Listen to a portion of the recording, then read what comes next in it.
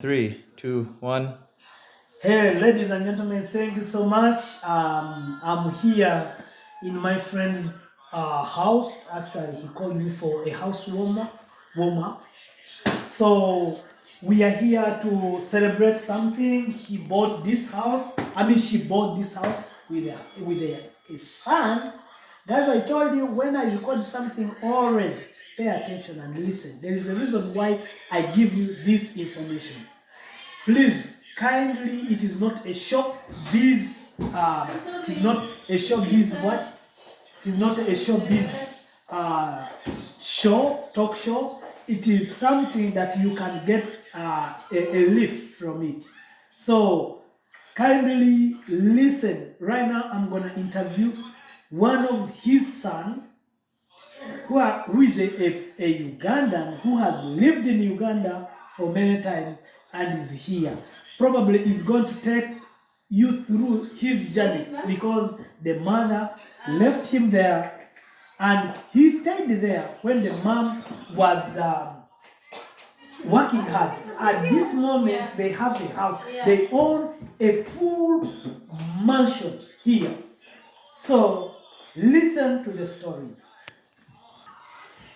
Hey, hello, Solomon. How are you doing? Yes, Bruce, how are you doing? I'm good. How are you? I'm alright. I'm alright. So, we are here to. I have a big following here, and they wonder sometimes how people can make it in Europe, for example. When did you join Europe? When did you come to Europe? So I came to Belgium in 2018 in August. I had lived before that. I had lived in Uganda for most of my life. By the time I came, I was turning 19, so I was 18, turning 19, Okay. and yeah, that's it. Okay. So you turned 18. So did you live with your parents for since you are 1 year to 18? Um, Or I lived with my mom until I was 5 years old, and in 2005, before I turned 6, she came to Belgium, and then she left me. I lived with my aunt for the rest of the time. So Okay. from 2005 to 2018, Okay. I lived with an aunt of mine in Uganda while my mom lived and worked here. Okay. Okay. So you joined them after how many years? Like how many years? To about 13, 12, 13 years, 2005, 2018, about 13 years. Okay, about 13 years 13 years. without your mom. Yeah. By the way, are you staying with your dad or? No, my dad passed on in Oh, okay. 2001. May his soul rest in peace. Okay, so Solomon, was it so easy to adapt without your parents? Because you remember you had lost your papa and now your mom is gone. Was it so easy for you to stay with your auntie? Well, uh, well, obviously, I think for any child living without your parents it's not easy. That's very true. But on the other hand, I think I was lucky to have been raised by one of the best women that I probably know. My aunt, she I think she really did a good job in like raising me and my sister. And honestly, I think I can't complain. I think at the end of the day, when you're older and then you look back and you reflect, I think you appreciate the experiences you had, and everything you had to like go through. Because at the end of the day, when you start seeing why certain things happened and how what they lead to, then you appreciate life in general. So yes, obviously it's not always easy living without a parent, but at the end of the day, I appreciate what it was. Okay. Okay, so tell me or tell our viewers what is your life ever since you joined your parent and Um, your brothers, by the way. Okay. So when I came here, I hadn't yet done my senior six. My last year of senior six, I was still in senior six. So I came here in 2018. Of course, so in Belgium they don't speak English. So definitely the first step, I had to learn Dutch, which I did. I did a Dutch course for about 3 months or 4 months, 3 4 months, and then after learning Dutch, I had to make sure I have like a high school, secondary school, quote unquote, secondary school diploma. So I did that too. So after learning Dutch 3 months, I did the equivalent of senior 5 and senior 6. I did that in about 1 year. So in 2019, 2020, during that period, I was doing the 5th and 6th year, which is like senior 5 and senior 6. And then I obtained a high school diploma. And then after the summer of 2020, I joined the university. So I joined the university doing biomedical science. And currently, so I did my first year, and I just finished my second year. So in September, I'll be starting my third year as still doing biomedical sciences. So the third year will be my last bachelor's year, and then I'll go on to do my master's. What life is like? Well, I think there's definitely challenges everywhere. Like whether you're here or wherever you go, there will always be challenges.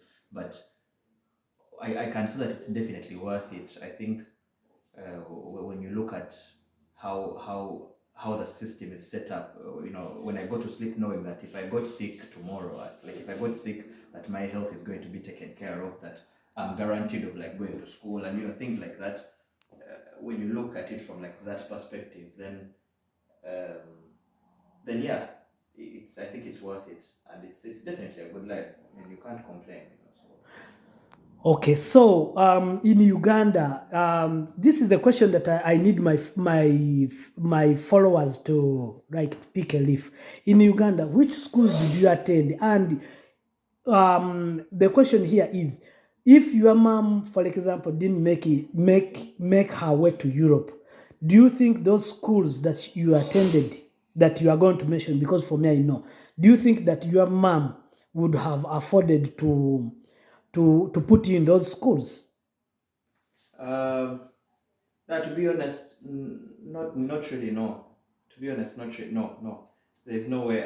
So I went for primary school. I went to Mugwanya Preparatory School, Kagodra, for the 7 years. Yeah, 7 years. The primary school, 7 years, and then for secondary school, I went to St. Mary's College, Chisubi, and then that's for senior 1 to senior 4, and then I moved to Turkish Light Academy. Which was also happens to be the most expensive school I attended at the time. We're paying a lot of money. And to be honest, when you look at the fee structure, it wouldn't have been possible to, if my mom, with the job she had before she left, it wouldn't have been possible to be able to like come up with the funding for those schools. Can you please tell us what was your mom doing before she left Uganda? My mom was she did law, so she was a lawyer with FIDA. Okay. FIDA Uganda. Okay. So, what message do you have for those parents who think that they cannot leave their sons and daughters to go and look for a greener pasture? Which message do you have for them? Because someone can say, me, I have my daughter here, I love her so much, so I cannot go to America, I cannot go to Italy, I cannot go anywhere to look for greener pasture. What message can you give them? Because at least for you, you have tested a life living in Uganda without mom and dad, and now you are here. Is it worth it? Is it worth it, that life, or that you missed your parents? Yeah, like I said already, I think at the end of the day, it's totally worth it. Because I would just give a very small. I'll give like a small example. When you look at like how much my friends or siblings pay at the university in Uganda, I think they pay about 3 times as much as I pay every year. Oh, you mean here education is cheap? It's almost free. How much are you paying in Ugandan shillings for that degree? Every year for tuition, let's say 160 euros. Is like for every year, so you pay like 150? 160 euros. So 160 euros must be like what?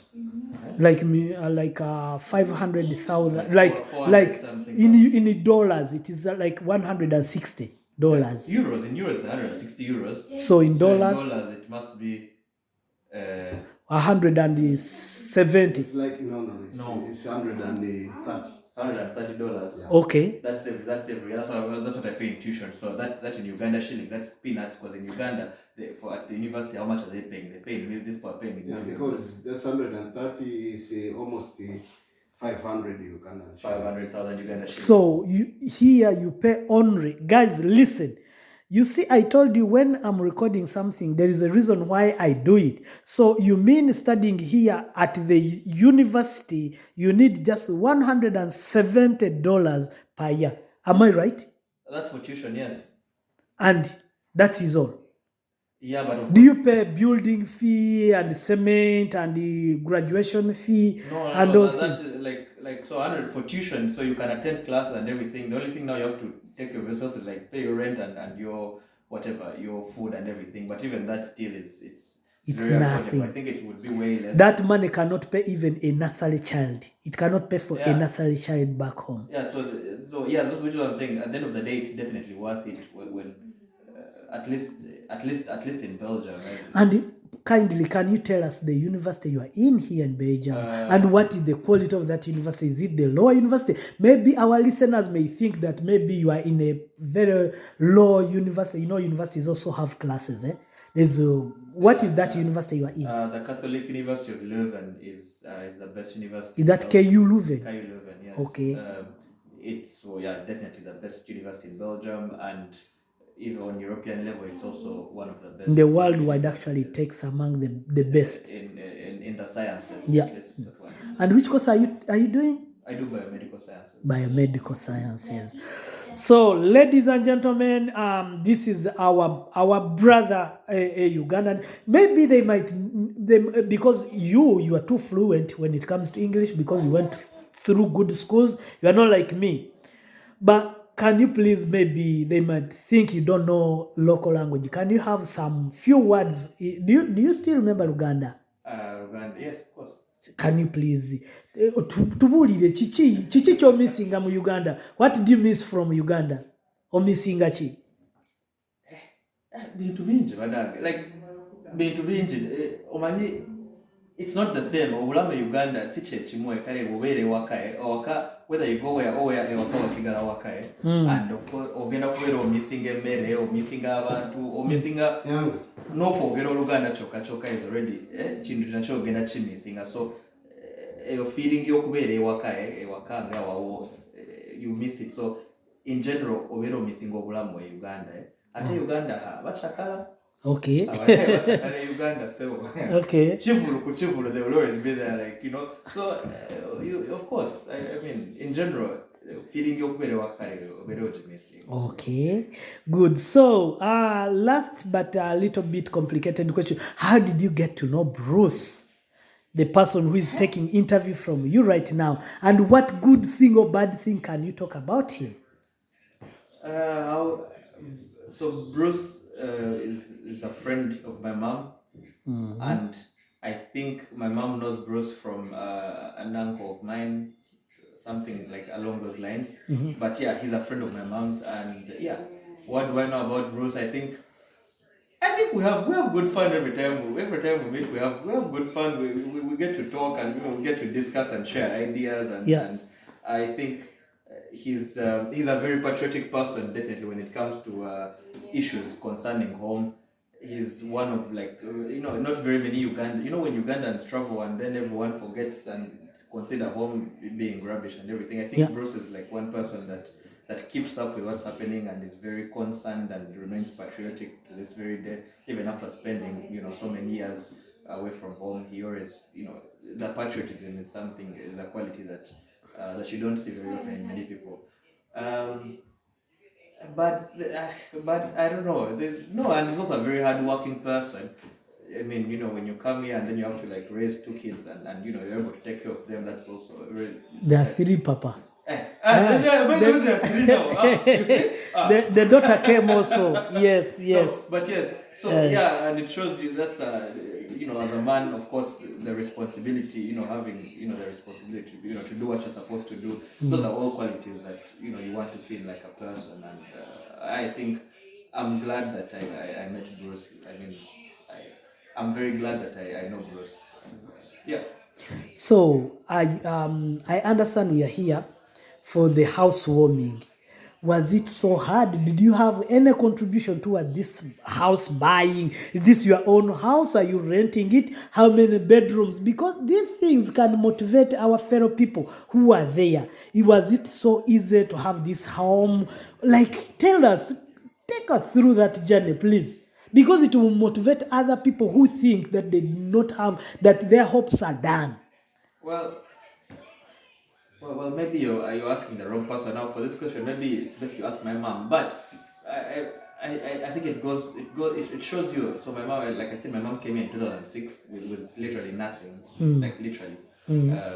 Yeah, just like a phone and a few people, and that's it. And then when you And she went to the camp, right?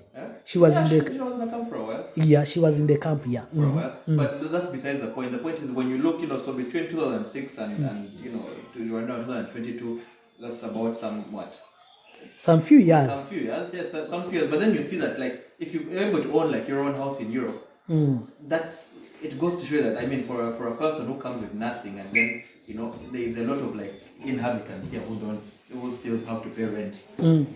Okay. So it goes to show you that it is worth it. It's worth it, and it's possible also. It's something very possible. So you are telling mothers and brothers there that it is possible. Yeah, it's possible. Like, I don't want to get into the details, but like just to show you that, like, the person moves from like place A to place B with literally nothing, and a few years later, like, so my sister does medicine in Uganda, and she's almost finished. And she visited here also. She came here, I think, last year. Yes. And that's all paid by, like, by her. So it's not like it's she works and she has enough money to pay for it. I'm at the university too. She's bought her own house. I think when you look at her life, if we're lucky and she has an interview with you, these are questions you should ask her. But then I think you get to see the picture I'm trying to show, is that it's worth it. One, and two, it's very possible. And I think it's very possible, and it will be worth it. Of course, it's not. I'm not saying it's easy, but I'm saying it's possible if you put in the work. Yeah. And when you look back after all the hard work, it will be worth it. Okay. Okay. That is wonderful. Hey, Jenny. Okay, so we are outside with my brother Solomon. Solomon, I think you are 22, right? You are just 22. 22 years here. So can you show us your house? Like, this is the street. What is the name of your village? Because this is a village. It's Tesendelo in Belgium. It's a very tiny village. Yeah. Okay. Oh, this is your house. Guys, you see what I'm talking about? This is all his house. You see? This is all his house, as you can see. Salah. The other side, okay? Mm-hmm. Okay.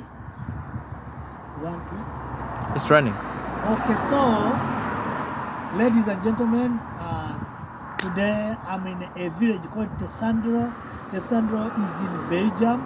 It is actually, this is where the Nike, Nike, the headquarters of Nike are just there, down there. So, ladies and gentlemen, I wanted you, because I know there are a lot of parents there who say, I cannot travel with you without my son or without my daughter. And you see, this is the lady I know. She's like my sister. She sacrificed everything. She had a very good job in Uganda. Because that job was not paying her enough, she left that job. 15 years down the road, she owned this building. This building is a stalled building with about, I think, 4 or 5 bedrooms. You can imagine. Bedrooms without kitchen, without the sitting room, without, the lot down. Down is very big.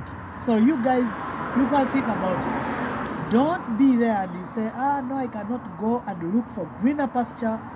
I must be with my daughter, or I must go with my son. It might be so hard for you to travel with your daughter or to travel with your son. But you might leave your son with your sister or your brother, like how my brother Solomon was. So, but now he's very happy. He's attending a university in one of the best schools. He's enjoying in a very beautiful, nice neighborhood. You can see, you guys, you can see. And on top of that, he's very happy because he reunited with the family. Okay? So, ladies and gentlemen, always think about that. Sometimes to get something good, you have to sacrifice another thing. So, please subscribe to my YouTube channel, spread the message. I want to see a lot of people sharing this message, because this message will change the thinking of parents out there. I have a good friend who cannot travel because of his son. So it would be so nice if maybe she meets this message. So I remain Bruce, and see you later. Thank you so much.